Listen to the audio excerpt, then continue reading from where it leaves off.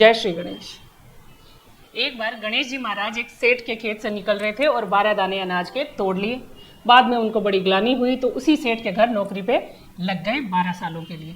सेठ जी ने पूछा तेरा नाम क्या है? बोला मेरा नाम तो गणेश है। काम करना शुरू कर दिया। एक दिन सेठानी राख से हाथ धो रही थी तो गणेश ने हाथ पकड़ के राख गिरा दी और मिट्टी हाथ में दे दी और बोला कि राख से रिद्धि सिद्धि जाती है, इसलिए नहीं हाथ धोना चाहिए। सेठानी को गुस्सा आया और सेठ जी को बोल दिया।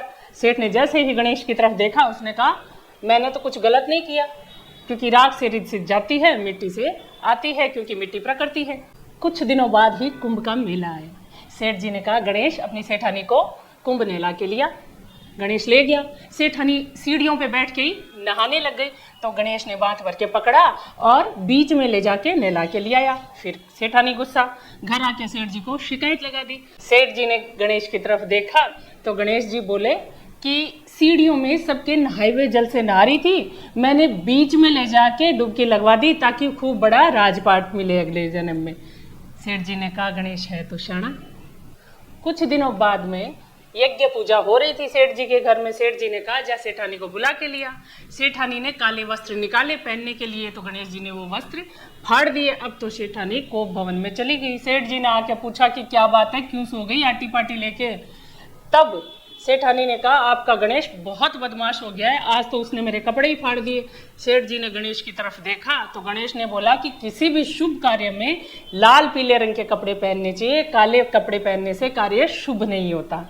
सेठ जी ने सोचा गणेश जी है तो समझदार। फिर कुछ दिन निकले। उसके बाद में सेठ जी के घर में हवन हो रहा था।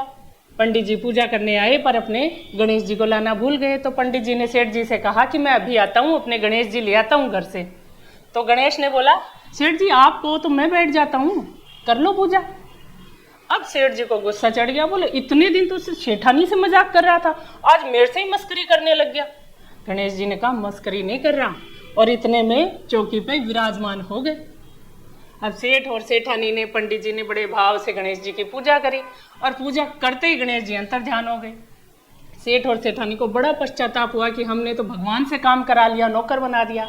तो गणेश जी सपने में आए और बोले कि मैंने तुम्हारे खेत से 12 दाने अनाज के तोड़ लिए थे, इसलिए वो कर्ज चुकाना बाकी था, तुम्हारा इसमें कोई दोष नहीं है। तो भाई कर्ज तो भगवान भी चुकाता है, इंसान की तो बात ही क्या है। इसीलिए कभी भी किसी की भी संपत्ति पर अपनी नज़र मत रखो। जय श्री गणेश।